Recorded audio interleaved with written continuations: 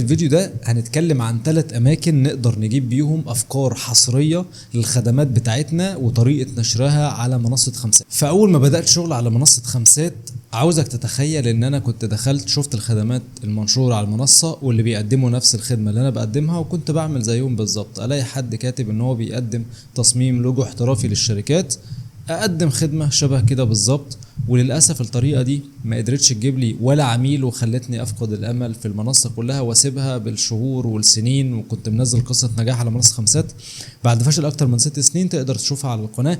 لكن في الفيديو ده انا جاي اقول لك الطريقه اللي خلتني اقدر اجيب بيها افكار حصريه وجديده اضيفها على منصه خمسات، بحيث اكون بعيد تماما او المنافسه بالنسبه لي تكون قليله، وبالتالي يكون عندي فرصه العملاء يشتروا خدماتي. ومن هنا كانت بدايه نجاحاتي على منصه خمسات. خلينا ما نضيعش وقت ونخش على الفيديو على طول. بص يا صديقي، انت عندك 3 اماكن هتروح لهم علشان تبدأ تجيب افكار كويسة. خلينا نبدأ من منصة خمسات ونشوف ازاي نقدر نجيب افكار من منصة خمسات لافكار خدمات مش موجودة على المنصة، او لو موجودة هتبقى موجودة بشكل قليل. هنفتح منصة خمسات وننزل تحت خالص وهنروح على طلبات الخدمات الغير موجودة. طلبات الخدمات الغير موجودة معناها ان العميل دور على الخدمة بتاعته ان حد ينفذها له، وما لقاش حد بيقدم الخدمة اللي هو عاوز يشتريها فبينزلها في القسم ده. فمهمتك هنا ان انت تقلب في القسم ده بشكل كويس جدا، وتشوف اي طلب غريب او مش مألوف بشكل كبير او مش منشور ليه خدمات بشكل كبير على المنصة، ودي هتكون فرصتك انت يا صديقي. تمام، هتبدأ تنزل وتشوف اي حد طالب حاجة لمجال معين، طالب تصميم مثلا بستايل معين، ويكون الستايل ده على الاقل يكون مطلوب كتير. حتى لو مش مطلوب صدقني، مادام هو كاتب ومخصص حاجة معينة، ساعتها فورا انت هتروح تبص على منصة خمسات في البحث وتبحث عن نوع الخدمة دي. لو لقيت اللي نشرينها مش كتير، دي فرصتك ان انت تنشرها وتبدأ تنافس مع العدد القليل، وهتكون فرصتك كبيرة بإذن الله. تمام، هتبدأ تنزل وتشوف تصميم شعار لمؤسسة تكييف وتبريد اللي هو ال HVAC. انا واثق ان محدش منزل خدمة بالشكل ده. فرصتك لو انت نزلتها صدقني هتلاقي اغلب شركات التكييفات لما بتيجي تدور على لوجو بتبحث بالاسم ده. هتكون فرصتك انت كبيرة ان انت تطلع في البحث، ويكون فرصتك كويسة ان انت تبيع الخدمة دي.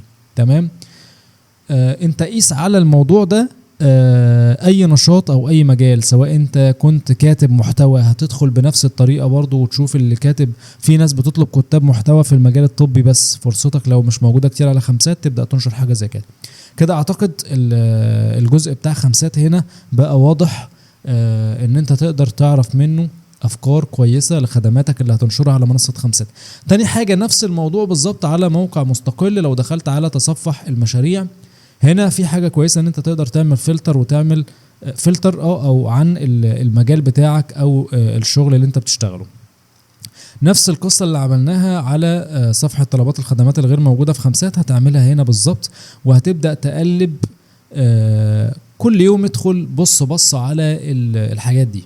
تمام، وشوف الخدمات اللي عينك ما شافتهاش كتير وابحث عنها عن منصة خمسات. لو لقيت ان محدش نشرها كتير هتكون فرصتك يا صديقي. خلاص عرفنا الخطوات.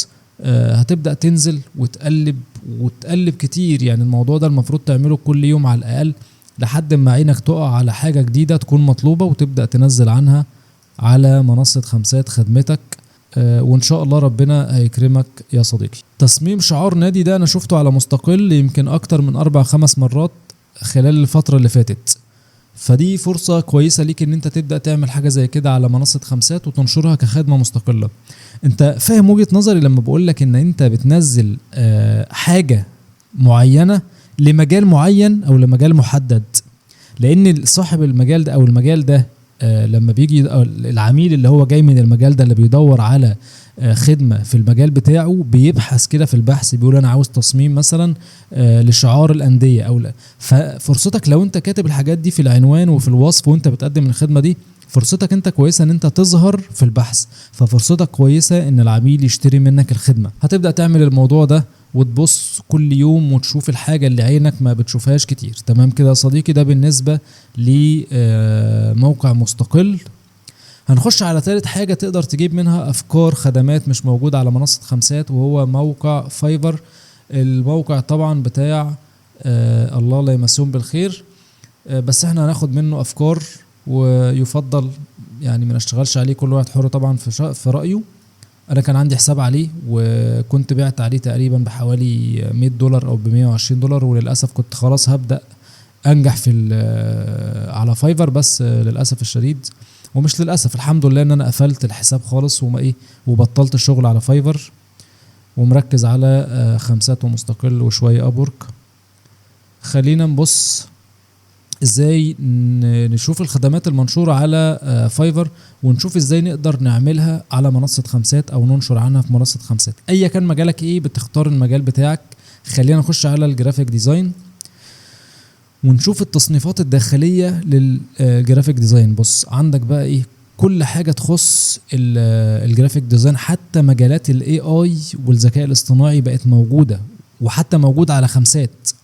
يعني لو دخلت على خمسات كده، القسم ده من اهميته وانه بقى منتشر جدا، بقى موجود له قسم خاص على منصة خمسات، تقدر تنشر خدمات تخص الذكاء الاصطناعي عندك. لو انت دخلت على الذكاء الاصطناعي على اي قسم هنا ونزلت تحت خالص، هتلاقي تصميمات الذكاء الاصطناعي موجودة، او الرسم بالذكاء الاصطناعي. لسه المنافسة فيه مش عالية. عندك خدمات تخص ميد جورني وستيبل ديفيوجن وخدمات اخرى. الخدمات الخاصة بالذكاء الاصطناعي لسه مش كتير على منصة خمسات. فرصتك برضو كويسة ان انت تبدأ تنشر خدمة على الاقل في المجال ده. بص اغلب الخدمات حتى لسه بايعة قليل، ده دليل ان الخدمات كلها اللي منشورة لسه جديدة. فرصتك يا صديقي تبدأ تخش في الحتة دي وتبدأ تنافس مع العدد القليل، وده يعتبر عدد قليل جدا مقارنة بالحاجات اللي فوق. يعني لو شفت حاجة زي إزالة خلفية الصور 493 خدمة منشورة في الحتة دي، تعديل الصور 713. متخيل؟ خلينا نكمل على فايفر ونشوف الخدمات. هنحاول نقلب ونبص على الخدمات المنشورة على منصة فايفر ونشوف. يعني نخش على حاجة مثلا زي اللوجو. هتبدأ تقلب في المنصة وتشوف برضو نوعية اللوجوهات الجديدة اللي مش موجودة على منصة خمسات، تمام؟ وتبدأ تنشر عنها خدمة مستقلة. يعني لو احنا جينا فوق كده، كانت في حاجة ظاهرة لي دلوقتي هي انواع اللوجوهات. خلينا نبص عليها ثانية واحدة. ايوه بالظبط كده، ده اللوجو ستايل، تمام؟ في نوع من انواع اللوجوهات اسمها المينيماليست لوجو، اللي هي اللوجوهات البسيطة جدا اللي زي الحاجات دي، تمام؟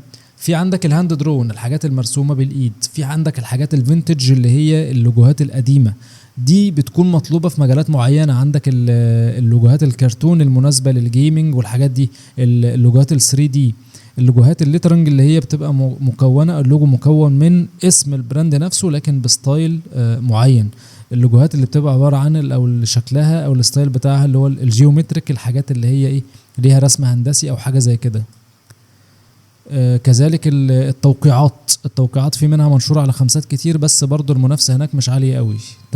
تمام يا صديقي. فانت هتعمل الموضوع ده على اي كان مجالك ايه، هتخش تقلب في الخدمات دي او في التصنيفات دي، وتشوف الحاجات اللي عينك ما بتشوفهاش على منصة خمسات، او اللي انت او مش منشور عنها خدمات في منصة خمسات، وتبدأ تنشر انت عنها خدمات. يعني على منصة خمسات، على منصة فايفر هنا في خدمات غريبة جدا بيعملها ناس وبايع كتير جدا. اعتقد ان تنفيذها صعب في الوطن العربي، بس انا بديك مثال عن ان منصة فايفر ممكن تديك امثلة وافكار كويسة جدا ان انت تنشر خدمات على منصة خمسات بشكل حصري وبشكل يكون المنافسة فيها قليلة جدا. وبس كده يا صديقي، ده كان فيديو النهاردة.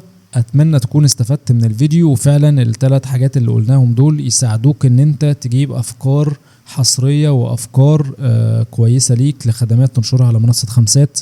وبالتوفيق ليك يا صديقي. وبس كده يا صديقي، ده كان فيديو النهارده. لو وصلت لحد هنا وحابب تتعلم اكتر عن منصة خمسات وازاي تقدر تنجح في منصة خمسات وتقدم خدمات كويسة العملاء يشتروها بسهولة، اعمل لايك للفيديو واشترك في القناة وفعل زر الجرس عشان يوصلك كل فيديوهاتنا الجديدة. وبالتوفيق ليك يا صديقي.